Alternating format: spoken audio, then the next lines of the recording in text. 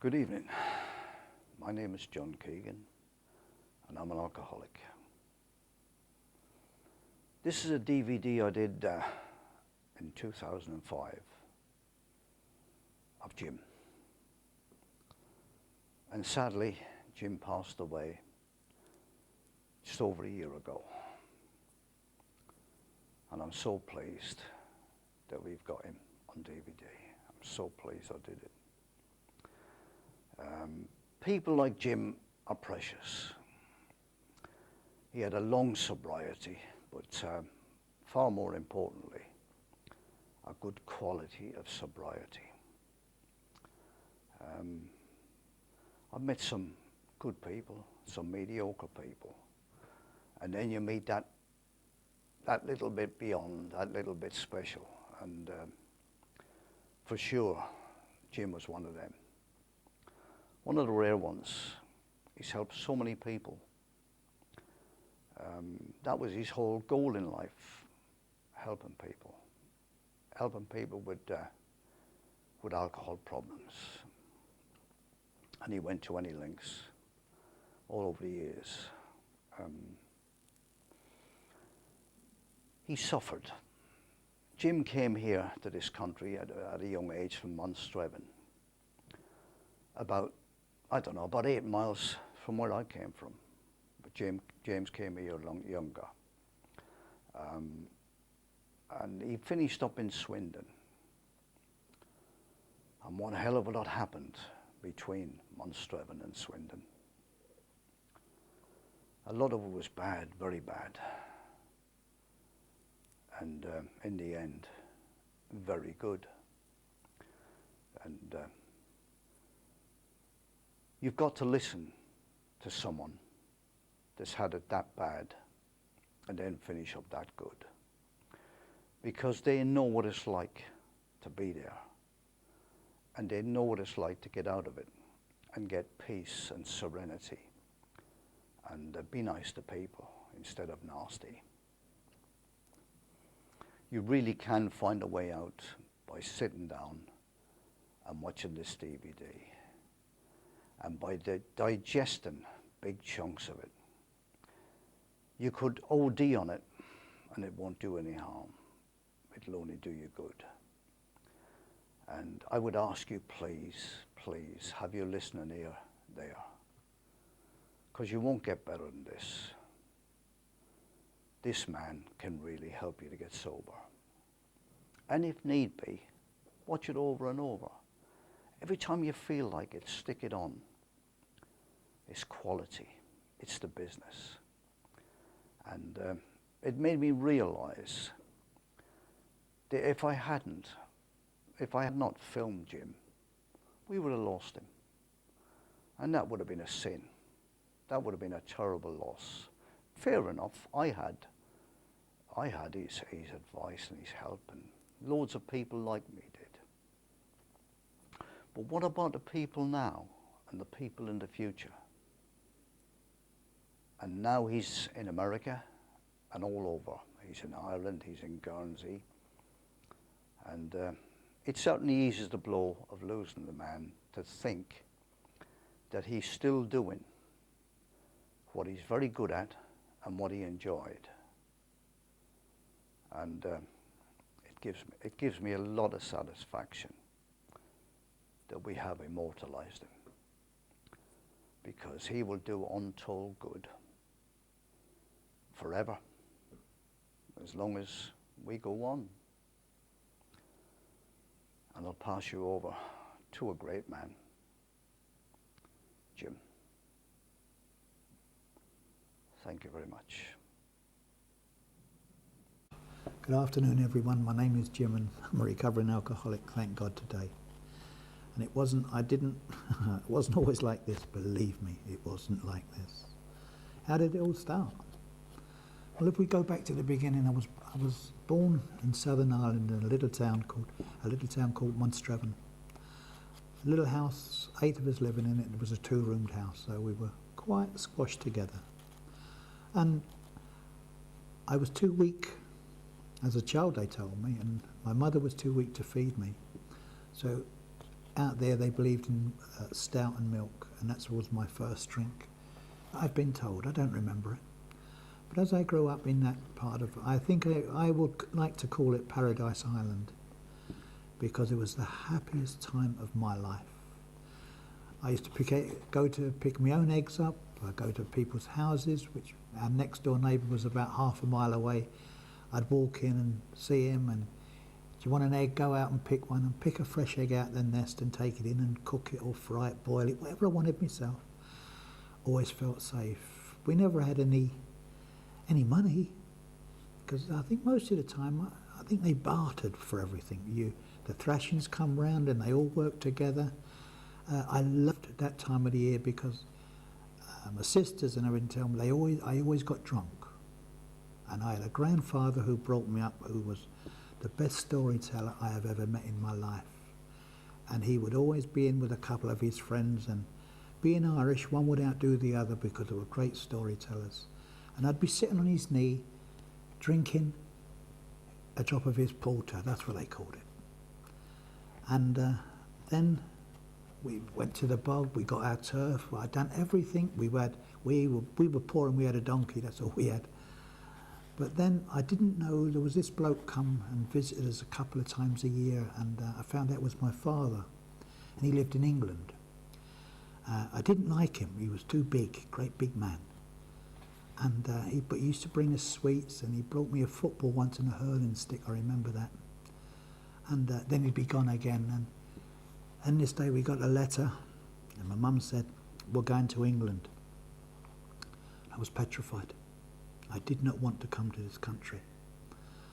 And I remember trying to run away, but my granddad told me I had to come. And he gave me and my brother sixpence each, and I've still got that sixpence to this day.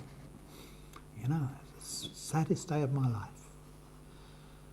And I remember we got on this big boat, and it was rough, the sea was rough, and everybody was sick. And I landed up in England, in a place called Park Royal, Guinness's brewery. That's where my father worked. And it was a beautiful, beautiful home. It had hot, fresh running water, and that's the first time I'd ever seen a toilet that you sat on and flushed it. We used to go on a dung heap. We had no toilets. We used to go to the river, or the well we used to call it, the boiling well, to get our water. And we often drank little pinkeens, we used to call them, but we drank them, it never done us any harm. And anyway, this was on a Friday morning. And on the Monday morning I was taken to a school which was just down the road from me. I was just 6.5 years of age. And I remember when I went in, met the other kids in the classroom, they spoke different to me. And they'd come to playtime, and they gave me a bottle of milk with a straw, and it was nice, only a little bowl, so I enjoyed it. I'd never had milk out of a bowl. We used to drink it straight from the cow. And then the teacher gave me a yellow band to put across me, and we were out in the playground to play football. And they passed the ball to me, and I picked it up and ran along and kicked it, and they all jumped on me and hit me, you know. And I wondered why. And they beat me, and it happened for a week, and I could not go back. I was so afraid to go back to that school, so my mother took me out of it. And I went to another school over at Willesden called Lower Place, and it was where all the travellers had come in off the road. And I went there, and I was afraid. I was still the same. I wouldn't play football because I was afraid I was going to be hit. But there was an Irish teacher there, Mr. Carlin, and he'd come and had a word with my mother, and she explained what had happened, and he kept me in after school, and he taught me how to kick a football properly, and he taught me lots of things. He took a great interest in me, and he said to me, listen, I've got things against you through being Irish. There's no such thing as second. You've got to be the best. And that stuck in my mind. And see, I said he spoke to my mother because my father was always asleep, and when we come home from school or whenever, he was always being told, now be quiet, your dad's got a headache. Be quiet, your dad's asleep. I didn't realise until many years later my dad was drunk.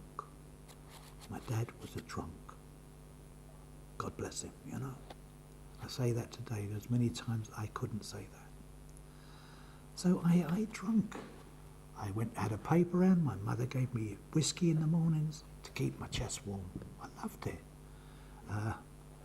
Then in them days, it was really, when if she was an old lady rubbing goose grease on you, and no one would come near you, stunk like a polecat, but it kept you warm, she told me, you know. I got a pair of shoes as well when I went to this new school. It's the first time, when we come to England, it's the first time I had a pair of shoes. I was always barefooted, and I loved bare feet, and I still do today. But as I got good at sport, I broke many records in Swindon and in Willesden, and London, and I was an exceptionally good footballer. But I drank. I always drank. There was nothing wrong. I have always drunk. Every day of my life I used to have a sip of something. And as I got older, I never got drunk to my knowledge. As a child in school, it was just me and Jameson's whiskey went together. But I got a trial for Willesden and I became the captain of Willesden football team. Then I moved over to Ealing and I went to South Ealing School and I was captain there. I was captain of Ealing football team. I played for Middlesex. And then Johnny Haynes was the English captain then, or he was coming up then, but I had to keep him out of his position because he played at West London and Fulham, and I was Willesden and Middlesex, and he couldn't get in Middlesex because I kept his position. And then there was trials for the London schoolboys, and I was very fortunate to play the first schoolboy floodlit match ever. Was on Tottenham Hotspur. Great up place, memories.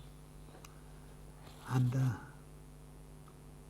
I broke my knee playing against Manchester boys.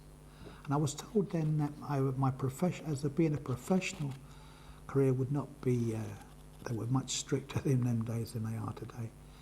And Roy Bentley used to play for Chelsea at that time, the Colts. Did I drink? Yeah, of course I drank. I celebrated. I trained. There was always drink in my house. Guinness was the one which was always there. There was always whiskey in there. And there was always a drop of port in there. My mother wasn't a drinker. Neither of my sisters was a drinker, nor my brother. But I liked it. And I always remember Guinness's had a big sports day. This was a turning point in my life. And I won all the races that for my age group and older. And it was free. The drink was free all day. I remember coming home, which was always a happy day. My mum used to have a drink and she'd be dancing with a man up the road called Mr. Brooks. And my father was drunk and everybody was drunk. And I was just drinking as normal. But I remember my dad calling me. I went upstairs and my dad called me into the room and he physically abused me in the most brutal manner. And I left home that night. I ran away. And I never felt safe again inside them walls. And I never spoke to him for a long, long time. I told my mother what happened, but she wouldn't believe me. And they told me if I told anyone, I'd be put away. So I never told anybody. And then a friend of mine, he had no money, and we used to go into the West End and steal and run past the greengrocers and pick apples up. And there was an off-licence there that we used to go, and we used to go fishing and get the soda siphons. And in them days you used to get 5 bob if you took a soda siphon back. And that's how we got our money. And I used to start to buy it. This is when the drinking started, really. I started to drink. And I don't know about any of yous, but this was no longer a 12-year-old. I was maybe 16. I felt big. My shoulders would grow out. And that wonderful feeling. I could play football better. I could run faster, that's what I thought. And I didn't realise really it was diminishing my talents, not helping me with them. But as time went on, I drank, as a 14-year-old, 8 to 10 pints was quite normal for me. That wasn't a heavy drink.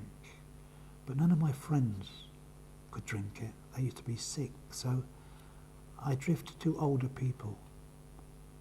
And the area I lived in there was quite a lot of villainy, and I got caught up in that and I enjoyed it. I got to put in various prisons.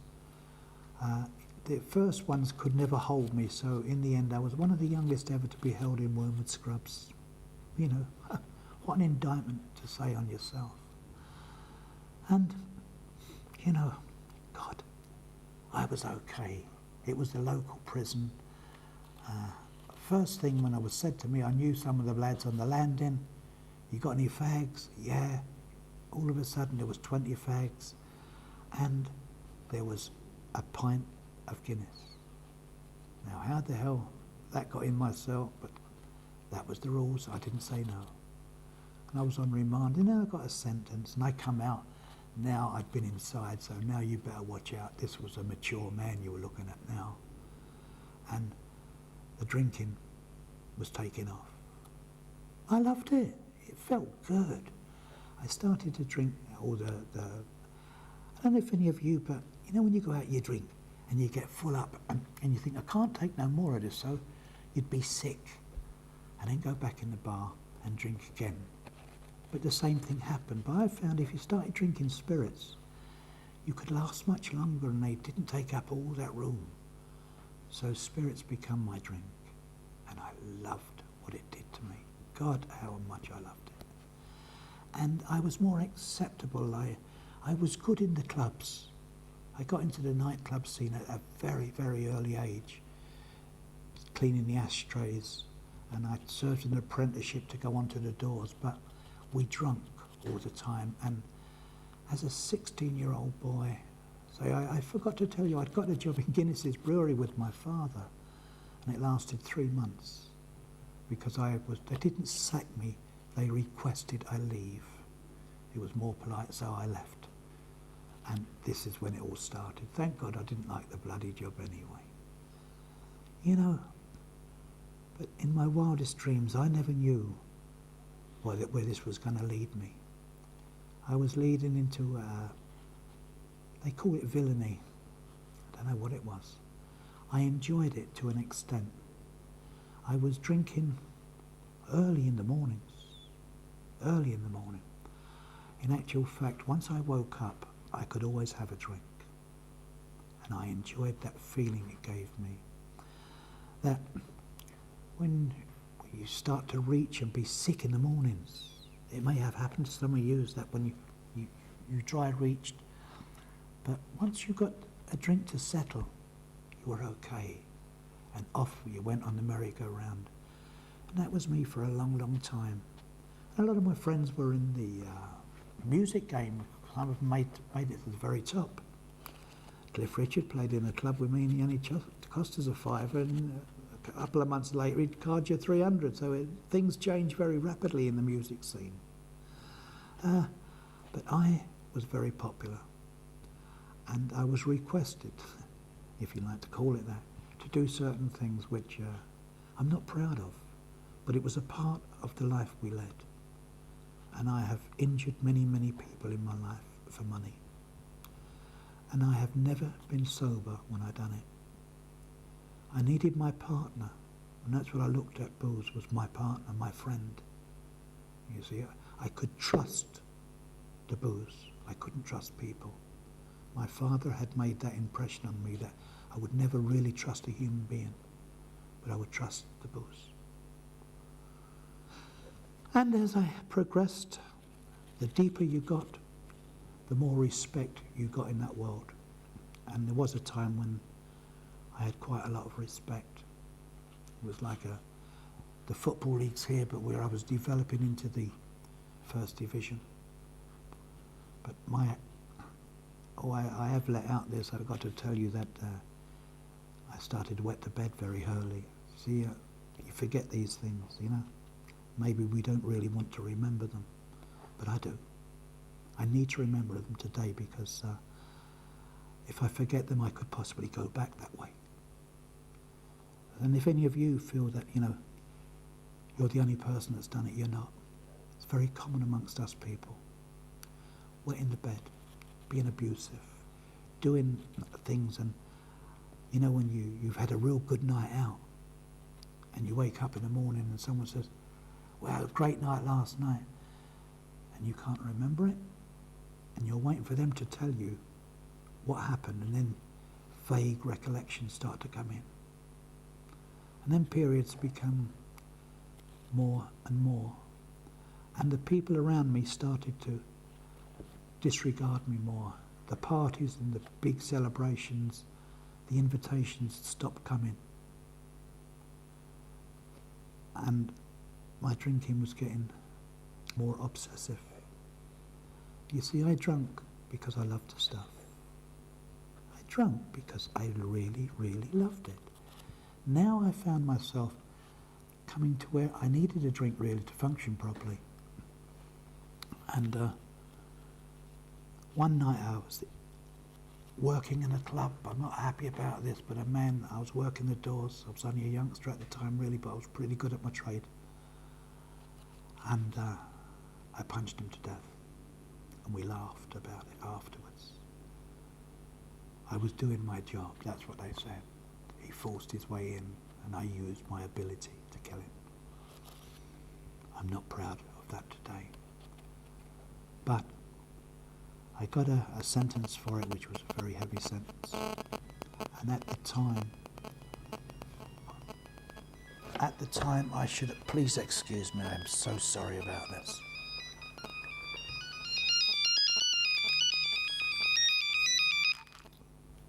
Throw it up. I do apologise for that. I should have switched it off before I started talking to you in the first place. Yeah, I got a sentence, and as being a young child, the British Army were hard up for soldiers, I'm sure of it, because an officer come round and he spoke to us. And I was told he had looked at my record and said I had a sporting ability, which he felt I could pick up. And if I signed on into the army on a regular basis, I would be taken out of this prison. And I nearly pulled his arm off signing the paper. And I landed up in Winchester in the King's Royal Rifle Corps. And I became a physical training instructor in there. And from there they sent me to Northern Ireland. Did I drink? Of course I drank. I drank every day. Did I keep the rules? No, you're not allowed out for 6 weeks. I was out the first night. I knew people there, you see. It was a local London regiment, actually, the King's Royal Rifle Corps and the London Rifles. That's what they were called, the Rifle Brigade. And I achieved quite high status in there. And I went to Northern Ireland. It was a beautiful part of the country. I hadn't seen it, as I was born in Southern Ireland, but I hadn't seen Northern Ireland, and it was beautiful. And I played football for Newcastle out there, and we used to play the other teams, whatever international was playing against Ireland. We practiced at Ballakilla, and that's where they trained, and we played them, the army team. It was wonderful. And did we drink? By Christ, we drank with them, yeah. You see, I had a relationship with booze. It wasn't something that you do casually. It was, to me, it was a profession. You see, it took me and it gave me confidence to meet these people and made me as good as them, if not better at times, you know. So I was boxing in Belfast and got broke. Both my inner eardrums got broke because the padding on the rings weren't as good as it is today, and I was medically discharged with a pension. Now, you see, I'm back up into the West End. 19-year-old, my God, what a fully pledged man. I've been in the services, you know, I've been abroad as well, I've been to Ireland, you know, I could boast. Oh God, how sick, you know. But the army helped me, and I really loved it, I really did enjoy it. I possibly may have made a career of it, but knowing my history, I would have been thrown out through drink would have took me out of there as well. So now the heaviest, I was now getting into real heavy stuff. But I met a young lady, went to Burlington School, that's one of the ones with the straw hats, you know. A very lovely girl, and if you wanted, I asked her, did she want a drink? And she said, oh yes, thank you very, very much. And I thought, you silly cow. But that was the way she had been brought up, a little bit different to me. And I got her drunk, and I remember taking her home. It was a 10-bob bet. And I placed her on her front door, and when her father opened the door, she fell in drunk. Not a nice thing for a father to have to receive in this young child that got late, her drinks were laced. But I did see her again, and we went to the pictures, and I found I liked the lady. But there, I'm going to like many others now. I would go with her of an evening and then drop her off, and then go back to a nightclub. A lot of them, there was nightclubs then were 12 and 6. You pay for a license, 7 days to get a license for a nightclub. And you had to have serve hot food. Well, if a Savoy was classed as a hot food, so that's how everyone got round the restaurant license. But the villainy got worse, and my drinking got worse. And I found that I was quite a demand when I was taking some of the stars on tour, and I was getting vast amount of money for it. But I couldn't wait to get to the people that accepted me, because now I knew what was happening to me. When I got drunk, I would wet myself. Sometimes I would lose control of my bowels. But I got married, you see. This young girl, we married her. I'd just done a short imprisonment, and when they come out, the lads I used to get around with were married, so it was, for me, I had to get married to her. And this young lady was silly enough to say yes. We got married and we moved to Swindon. Oh, my whole life was going to change. A new outlook, and it was in the country which I adore. And I got a job scaffolding. There was no nightclubs or anything down there whatsoever. Some of the pubs didn't sell spirits, they only sold beer. But I found out where they did sell stuff, and I got a job as a scaffolder. And these lads told me where the action was, and within a fortnight I knew where the heavy drinkers were and where you could drink all day and all night. I was back on the merry-go-round. But now I was into rough cider, and that took its toll. My violence became unpredictable. One of the worst things that ever happened to me, as far as knowing, as I had a wonderful friend of mine, and I don't know if any of you ever been drinking, but you're fed up of it, and you wanted to get away just for a quiet couple of pints. And that's what me and him did. We went out to Rawton, a pub called the Cross Keys, and there we went. And I remember Saturday afternoon, and we were going to go out Saturday night. We were going to go into one of the clubs in the town called McIlroy's. It was a big dance hall, and it was a good night. We were going to go there at night. And I went round to pick him up, and his wife swore at me and she said, "What the hell are you doing on my front door?" And I said, "What have I done? What's the matter?" She said, "Come in." And there was my friend with 56 stitches in his face. I forgot to tell you, it was now Saturday. I don't know what happened from Wednesday afternoon until Saturday. I thought it was still Wednesday. Maybe some of you have had blackouts like that. And this was starting to happen to me on a more regular basis. I needed money, so my working capabilities were getting worse. And I had a little girl, and I put butter on her hand to slip her little christening bangles off, and I sold them. You see, I sold my wife's little bit of jewellery. I sold some of the furniture and her clothing. You see, I don't feel proud saying this, but I'm not going to lie to you people, because you people have saved my life, you see. You don't know that yet, but you saved my life. And the voices, them terrible voices in your head that only you can hear. The people that you're fighting with, and there's nobody there. The holes in the road that only you can see. And I'd seen my father in a locked ward. He was taken in and put into a locked ward, and that was over at Shenley in London. So I knew I was mad, the same as my father. And I made a decision. I didn't want to go. I'm fed up. I've been in that many hospitals and different prisons. I wanted peace. And I knew there was an asylum by us called Devizes. And I went to see my doctor, and I told him I want to go into Devizes. And he smiled. I remember that smile. Dr. Rees was his name. And I leapt across the table and grabbed him by the throat. And he soon stopped smiling. And some other people rushed in and pulled me off him. And they sat me down and they told me, sit here for a while and you'll be okay. And the psychiatrist, a young lady, come through. She looked young at the time to me. And she said to me, Jim, here, have a drink while I talk to the doctor. And that was I don't know if you remember that, the green bottles, a bottle of Gordon's gin. I loved it. And I drank it quick because in case she asked for it back. Because I hadn't drunk good stuff for quite some time. I was now deteriorating to drinking surgical spirits and methylated spirits. Did I want to? No, but I had to. I'd lost all control of my bowels in every description. I was begging on the street for a penny, tuppence.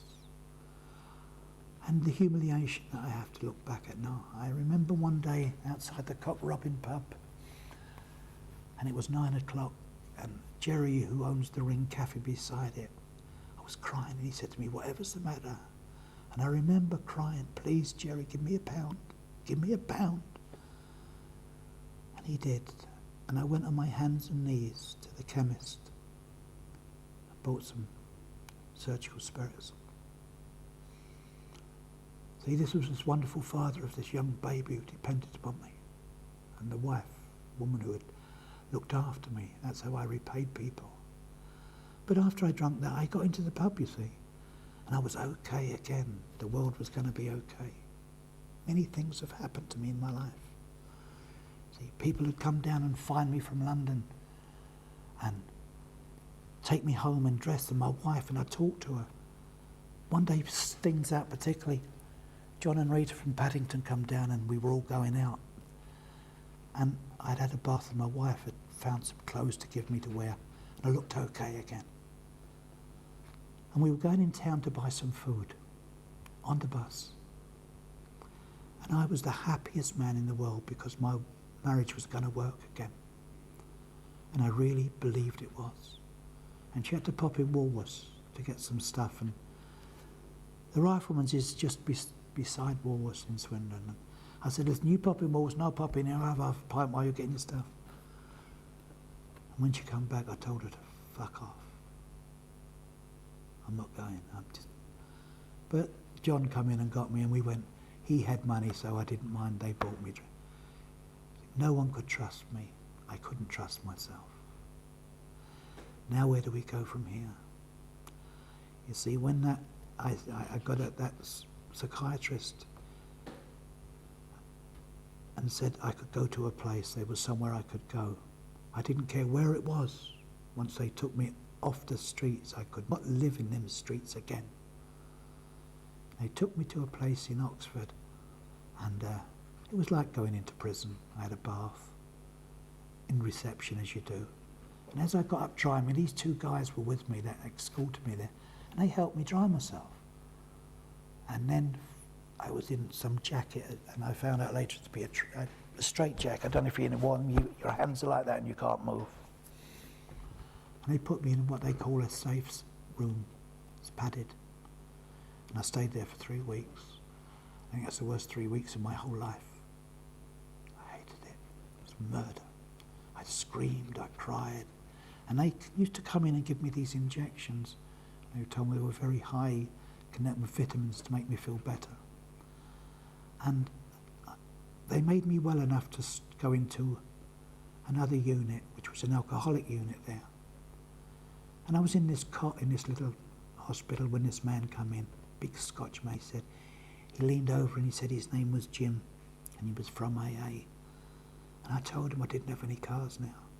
And he said, no, I know, but I'm from Alcoholics Anonymous and there's a meeting here on Thursday and I will take you. And I said yes to anything. I was afraid.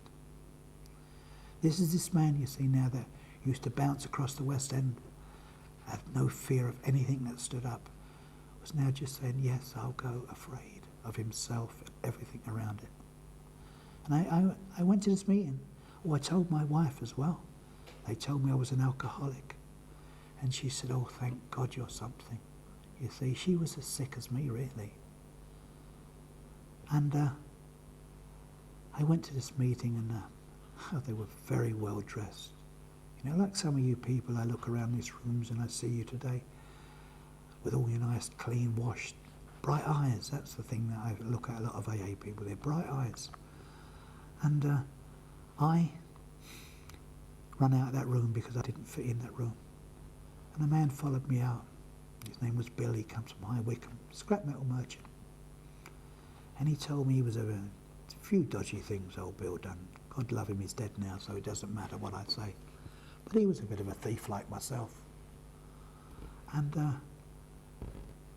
he said it would work, but I didn't want to know.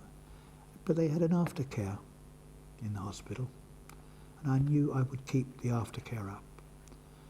And after a period of time I was discharged, and I got lodgings. My wife wouldn't have me home. In the beginning I lived in a car, the back of a car. And then a friend of mine seen me and he knew I wasn't drinking, and I told him what had happened. And he gave me a little room in his home. It was only 300 yards away from where my own home was. So I've seen my wife and my daughter on a regular basis. I didn't speak. And then I went home.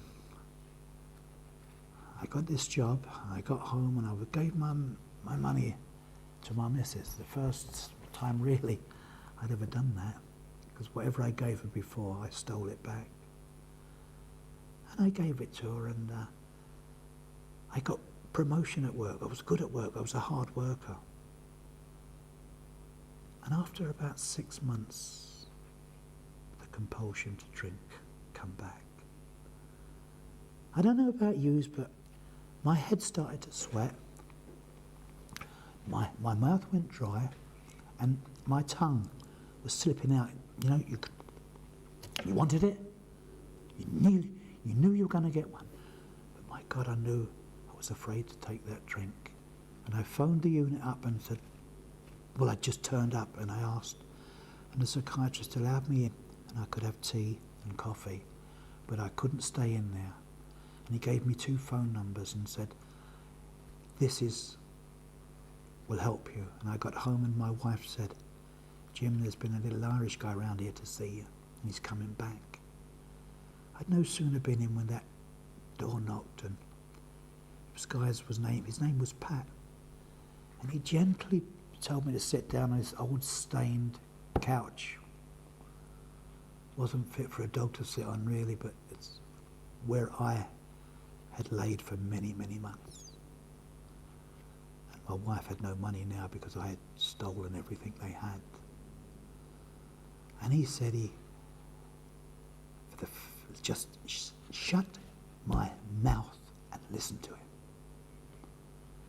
And I didn't know whether to hit him then or wait for a little while. But he started to talk about himself, not me. He didn't talk about this special me. He spoke about himself.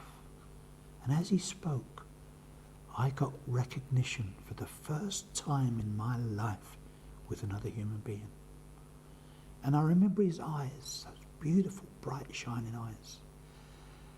And he told me he had stolen from his children, his firms, his wife. He had wet the bed on a regular basis, that sometimes he had lost control of his bowels as well. So I had recognition with another human being. But he was happy and I was sad. And he said if I went to meetings, he would help me. and I would get what he had. And I really wanted what he had. And I went to my first meeting in Swindon. It was on a Monday night.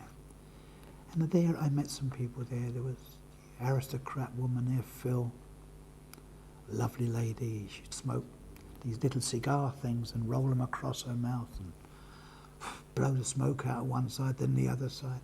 I've tried it, never successful. I've burnt my mouth a lot of times, but I've never succeeded doing it. And after a period of time, they gave me a list of where to find, where there's meetings. And in them days, there wasn't that many meetings. There was only one in Swindon. The next one was Wantage, was about 20 mile away. There was another one out at Bampton, that was about 20 odd mile away. And Reading was the next nearest. And Bristol. And they said if I wanted to stay sober, I had to go to meetings. So I hitchhiked and got to these meetings. And I didn't like a lot of the people. I didn't like them. I didn't understand them. But they were all very nice, kind and welcome. And there was one man called Tom G. God love him, he's dead now. He used to have some cigarettes and used to put them on the arm of his chair. And as the meeting was over, he used to come across and say, "Yeah, Jim, you can have them." You know, and oh, it was lovely. The fags were mine. And there was Gloria, another one from Andover, very, very professional lady, and she said, "Keep coming, Jim, and me and you'll go away for the weekend." And I thought she meant it, and a dirty weekend. I thought, well, yeah, I'll have some of that. But at this time, I was incapable of an erection. I hadn't had an erection for 3 years prior. And it was a long time, but she was always welcome. He gave me a kiss and a cuddle. And I would pretend I was okay, but I would be petrified in case a woman would ask me to do something outside the rooms because I knew I was useless. And I started going to these meetings, hitchhiking.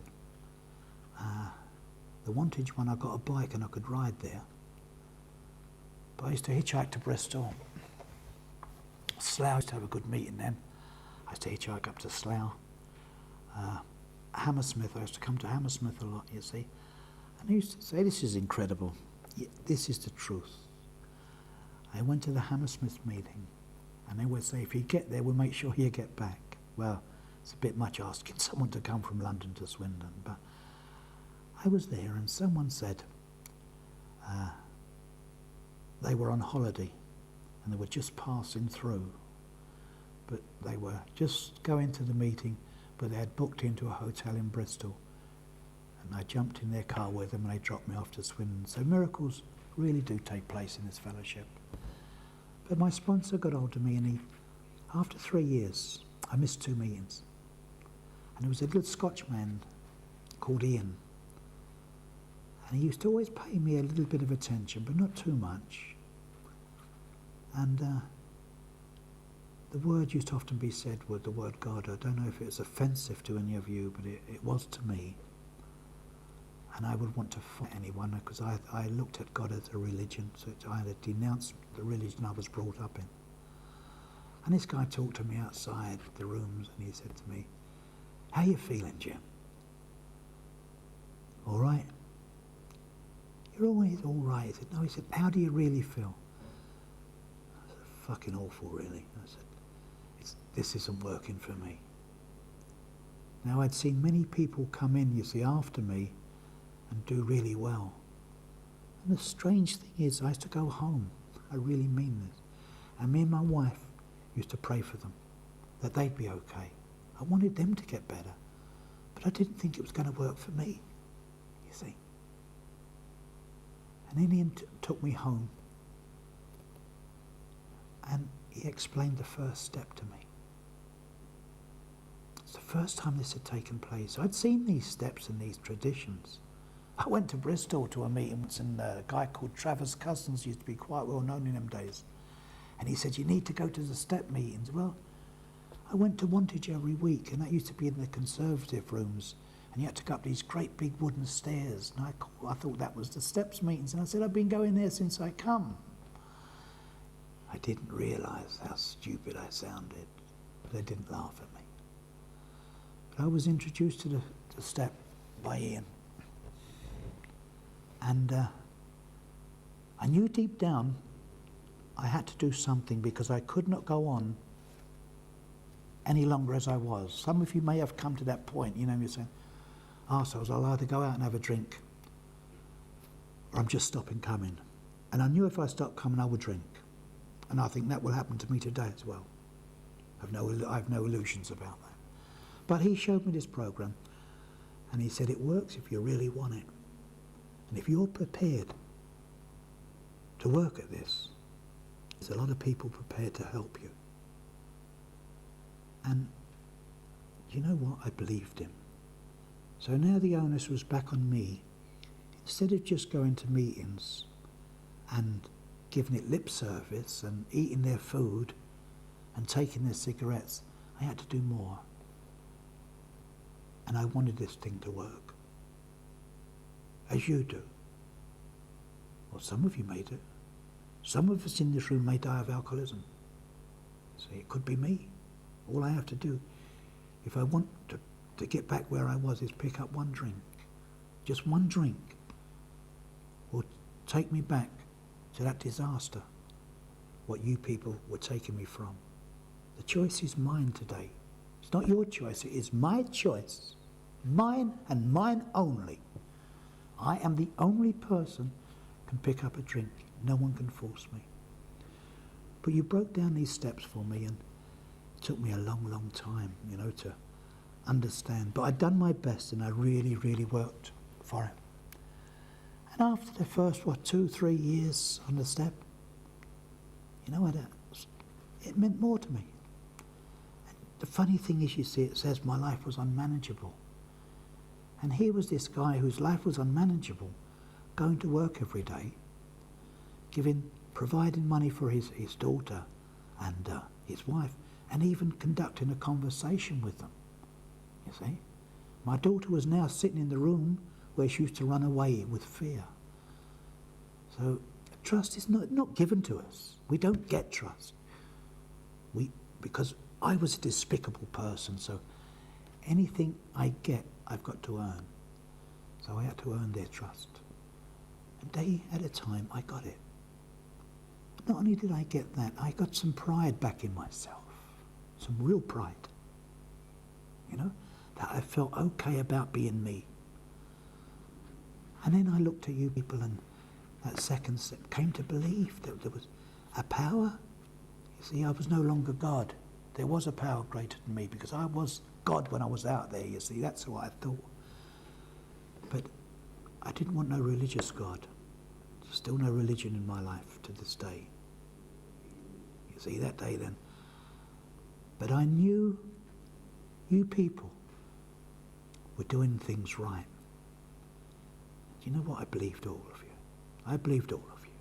God bless each and every one of you. I loved you. And you never told me a lie. So I came to believe that this fellowship of men and women who don't drink for just one day at a time were a power greater than me. And then a couple of years later, you see, I'm very slow, I'm ever so sorry. But I'm slow at picking things up. But I made that decision that I would turn my will and my life for you. For you to take care of me. And you did. A day at a time, you restored my faith. And I got inspiration, you know. And step 4, you see, is, to me, it took me over 5 years to do step 4 because I couldn't write it down properly. Excuse me, I'm sorry. So I done it with my sponsor and a vicar, because I'd done a lot of despicable things, you see. When you earn money by hurting and crippling human beings, it's not nice to have to explain it.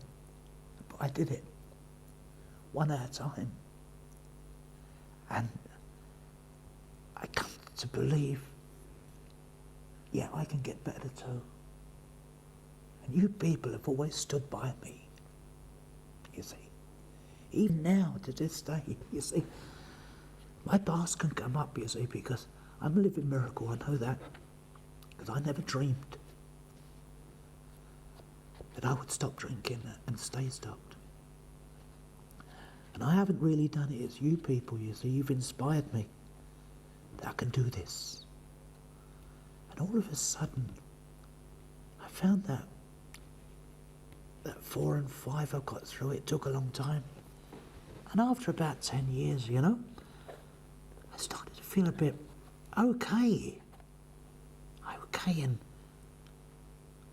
my wife, we were sleeping together, you know.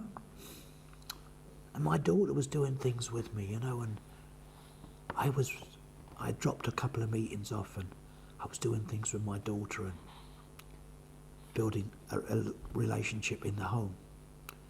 And a day at a time it got better. And all of a sudden there was times when I wanted to run away. Of course there was.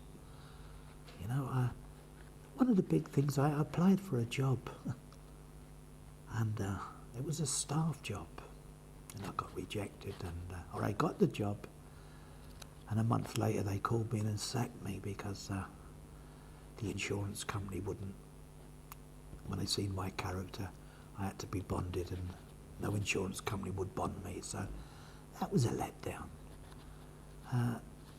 I got a job off the building sites. I packed that up and I got a job on a storage farm. God, that was the best job I've ever had. Lovely people, only 3 of us around there. And we could stop and have tea, and Bill, God love him, he's dead now. And he would explain to me, and I got a hobby with a dog. I got a little dog as well, I forgot to tell you. And I found I could communicate with dogs. I've had a few old dogs in my day, believe me, you know. But this was a real dog. And I started to train. And people asked me would I train them, and we set up a training club, me and this lovely lady, Marge, another kind lady. She's not an alcoholic. And I started a dog club in Swindon and become very, very successful. And I had trainers and people helped me, you know, and I've worked at Crufts quite a lot of the times at dog shows, you know. Remember, this is this drunk. This is this guy whose bowels run down his legs, who was begging to drink for a penny to get some methylated spirits, you know. Now you people, by your inspiration and your cleverness, how to guide a guy like me not to drink for one day, had inspirations of hope, you know. And I've never done the steps. I would never ever complete these steps. I would never do them, you know. But I try to the best of my ability to do them.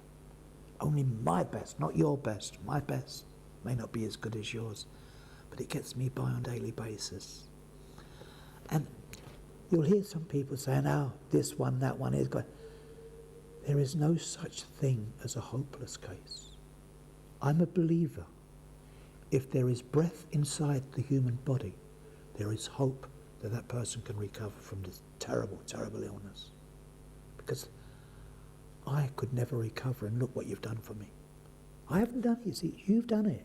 This is us, a partnership together. Me on my own, I'm nothing. With you, I feel secure, I feel sound, I feel strong. This stupid program, I don't want to listen to this stupid program. I'll sod them and their steps and them. Today, I can't get enough of this program. Because I found out, for me to get better, I had to try this program. Each little bit, ask for help. It was there, given to me freely. I have to ask. And to this day, I still have to ask. You see, I've told you I'm a slow learner. But I've made some of the most beautiful relationships I've ever known. You see? I've had the privilege to sit with you people this afternoon. And it is a privilege, you see, for me to be able to sit and share my experiences with you. And I hope to God somebody will share back with me. Because that's what it's about, sharing our experiences, our strengths and our hopes. You know, that it's compiling them together. There's a fair old mixture that we're not going to pick up a drink today, you see. I drink, of course I drink. I will drink tea, coffee. I'm a human. I need plenty of liquid. And I find I do drink quite excessively, more than what normal people drink, but my body needs a lot of liquids. And where have I got to today, you know? I'm a very contented man. I've got the love of a daughter. I've got 2 beautiful, beautiful grandchildren that have never seen me drunk, you know. Their mother trusts me to deliver them. I've just dropped one off at Ascot as I come here today, you see. That would not have taken place when I was drunk. I walk inside this room and people shake my hand. That would not happen to me when I was drunk. I don't want a lot. I've got some friends, you see, and after here I'm going back to a friend's home and I'll have a cup of tea and I'll watch and I'll play with his kids, I expect, and then we'll get off to a meeting tonight. You know. Do you need that many? Yeah, I do. You see. Because my life depends upon you people. My life depends upon you people. Guiding me and not speaking to people, let me watch you, how you live your life sober. And I get a hell of an encouragement. I need the beginner. I need the person who has just come through them doors for the first time. And I can sit beside them. I can remember and feel their pain. But if I sit with the swells all the time, you see, I'm going to forget where I come from. And I need the swells as well. I need those that are at the top to show me what I can achieve if I want to. But to be quite honest with you, I'm happy in the middle. I think I'm mixing with a load of swells this afternoon in this hospital group, you know. Why? Because I feel at home. I feel at home here. I feel safe here. Do I want to feel anything else? No. So with that, you know, may the God, my God, I understand that word today, you see.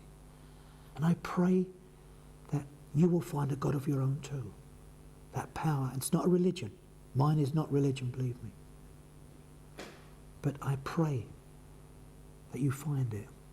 You see, and we can walk down the road together. Neither of us rushing, just at our pace. So we see the beauty of this fellowship. You see, if you rush through them steps, you're not going to see them. You're not going to understand the meaning of them. Take your time. Take your time and digest what that man and lady is saying to you. Put out the hand and say, please help me with this one I'm having. And if you're having a trouble with a step, whether it's 4, 5, 9 or 10, doesn't matter. Go back to where you feel comfortable. I'm a believer in the first 3 steps of my foundations. And a lot of people do a 3-foot foundation. Well, mine's 6x6. I've done that extra bit double size because my sponsor always told me if the foundations are right, the top might fall over, but the foundations will stay solid. And I'd like to think today my foundations are solid. And I can increase the building and change the shape whenever I want. But my foundations will always be here. That I thank you for, because without you, there would be no foundation. I can't go through the list of all those people, beautiful people, that have helped me to achieve today, you know.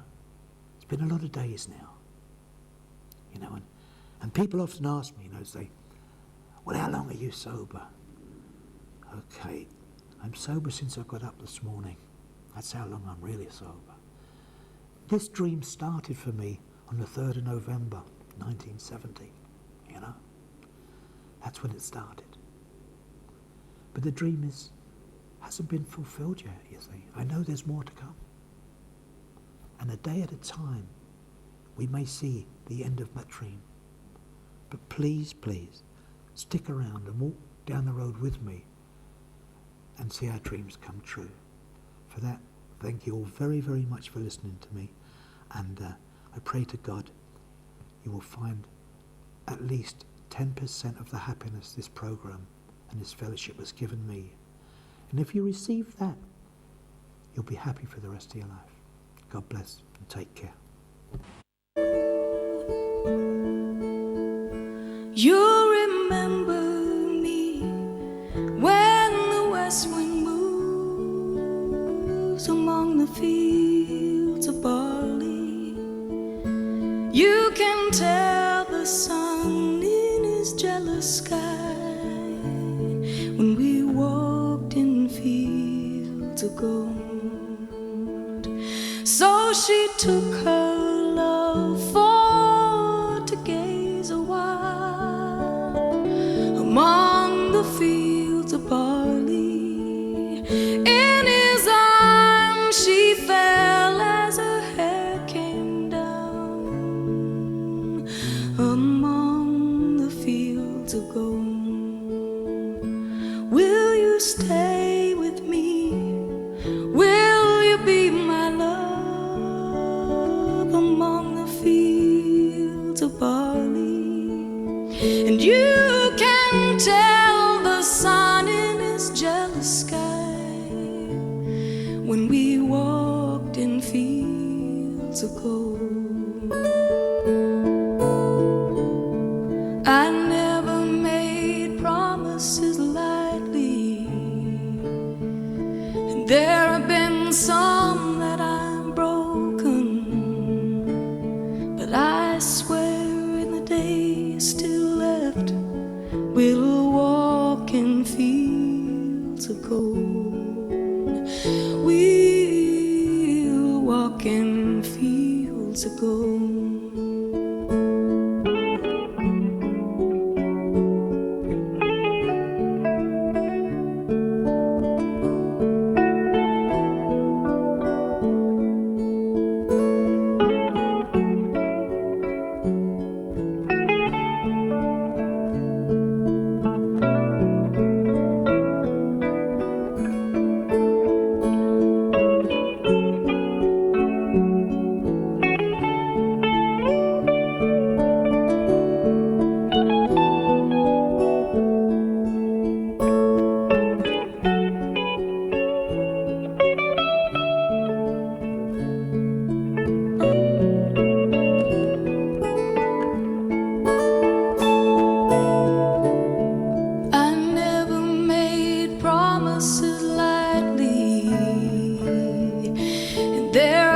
Some that I've broken, but I swear in the days still left, we'll walk in fields of gold. We'll walk in fields of gold. Ooh.